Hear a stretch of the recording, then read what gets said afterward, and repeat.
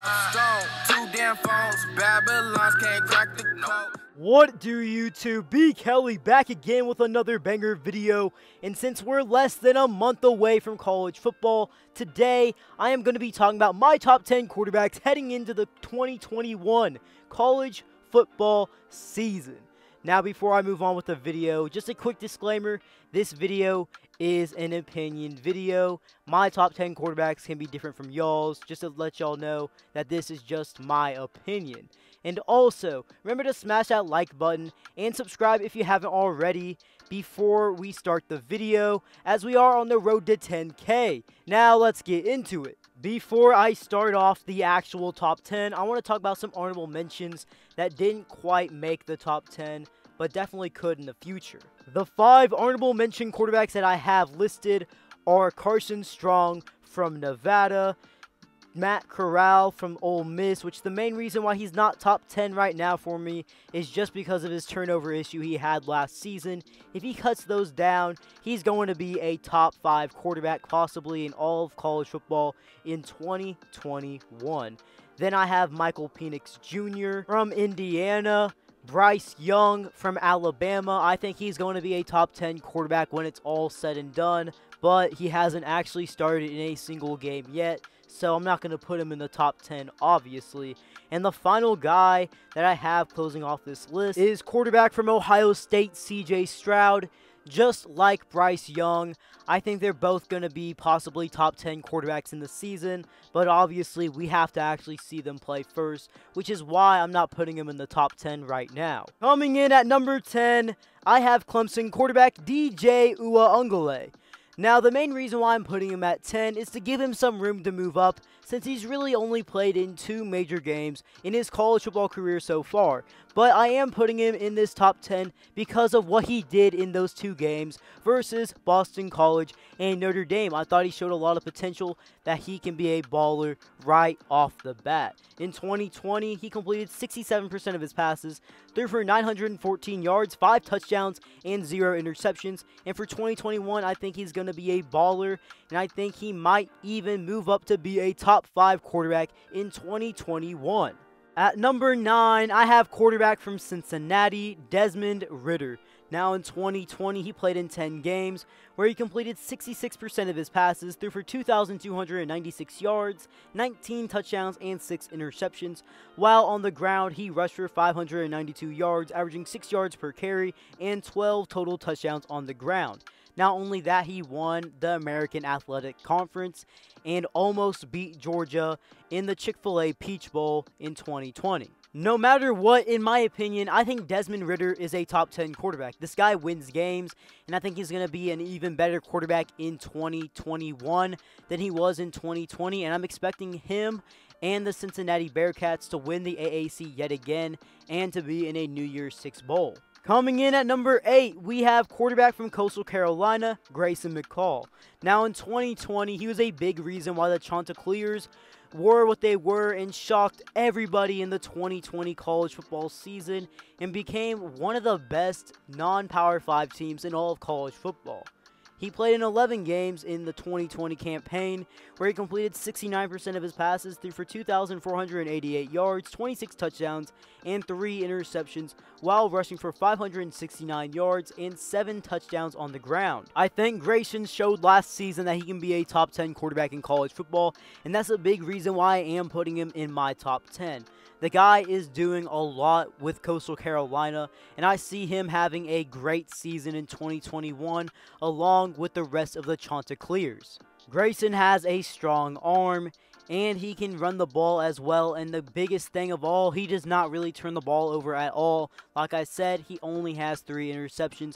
Expect to hear his name a lot more in 2021. At number 7, I have quarterback from Liberty, Malik Willis. Now in 2020, he had a big season, and him and his team surprised many people, as Liberty was a top 25 team in college football. In 10 games played in the 2020 campaign, he completed 64% of his passes, threw for 2,250 yards, 20 touchdowns, and 6 interceptions through the air. On the ground, though, he was really special as he rushed for 944 yards, averaged almost 7 yards per carry, and 14 total touchdowns on the ground. In my opinion, Malik Willis is a top dual threat quarterback right now in college football, as this guy can beat you in the air and he can certainly beat you on the ground. This guy is someone you definitely have to plan for both through the air and on the ground, as he is great at both of them. Coming up at number 6, I have USC quarterback Kedon Slovis. In 2020, Kedon Slovis played in a very shortened season in the Pac-12, as he played in 6 games, while he completed 67% of his passes, threw for 1,921 yards, 17 touchdowns, and 7 interceptions. No need to talk about rushing stats, as he's not really much of a runner. Some say that Kedon Slovis is a top 5 quarterback in college football, but before I put him in the top 5, I think he could possibly move up there. But something that I really want to see from Kedon Slovis is him limit his interceptions down just a little bit. He doesn't have a bad turnover problem by any means, but obviously in a high passing attack offense, you're going to have more interceptions than you would obviously if you threw the ball less. He had more interceptions than he did play in games in 2020, and I think that is slightly suspect, but the guy does throw for a lot of yards, he does win a lot of games, and he does throw for a lot of touchdowns. I just want to see him throw a little less interceptions before I call him a top 5 quarterback. To start off my top 5, I have Miami quarterback D'Eriq King. Now in 2020 with the Hurricanes, his first season there, he played in 11 games, completed 64% of his passes, threw for 2,686 yards, 23 touchdowns, and 5 interceptions, while rushing for over 500 yards on the ground and 4 touchdowns as well. I think D'Eriq King is a top 5 quarterback heading into the season. Obviously, this could change as the season goes on. I think D'Eriq King brings a lot to the table, as I think Miami's football program would be nowhere near the same as it is right now with some of the hype that they receive or some of the games that they win without D'Eriq King. But I will say I am a little worried for D'Eriq, as he did tear his ACL in the final game of the 2020 season in the Cheez-It Bowl versus Oklahoma State, and I am kind of worried to see how he bounces back from that. In my eyes, it's either he's going to be returning back to his old self, or he's just going to be more of a passer and less of a runner. Coming in at number 4, I have Central Florida quarterback Dillon Gabriel. Now, I am very high on Dillon Gabriel as a quarterback, as this guy has a very strong arm and he's very consistent. And not only that, he does not turn the ball over hardly at all. He had a great 2019 campaign in his first year starting for the Golden Knights, but in 2020, he was even better, as in 10 games played, he completed 60% of his passes, threw for 3,570 yards, 32 touchdowns, and only 4 interceptions. In 2021, I'm expecting him to have an even bigger season and to keep on improving as a quarterback. The biggest knock on his game that people say is his size, but clearly size doesn't matter when you can throw the ball at an extremely high and efficient rate, especially with as many touchdowns as you throw compared to the amount of turnovers that you give up. Because this guy, he's not very turnover heavy. Clearly, you can see that, as he only threw 4 interceptions in 2020 and had 32 total touchdowns. Now, I will say he does need to complete more passes, but to be fair, he throws a lot of deep balls in a lot of his games, and sometimes you just don't connect on them. But when you're throwing a lot of high-rate passes down the field and you have a strong arm, you're not always going to hit those people. To start off the top 3, I would like to say I think the top 3 is pretty interchangeable for who you can have. I think you can flip it around with 1, 2, and 3 with all the 3 quarterbacks that I have right now. But with my number 3 quarterback on this list, I have JT Daniels from Georgia. In 2020, he only played in 4 games, but he played very well, as he completed 67% of his passes, threw for 1,231 yards, 10 touchdowns, and 2 interceptions.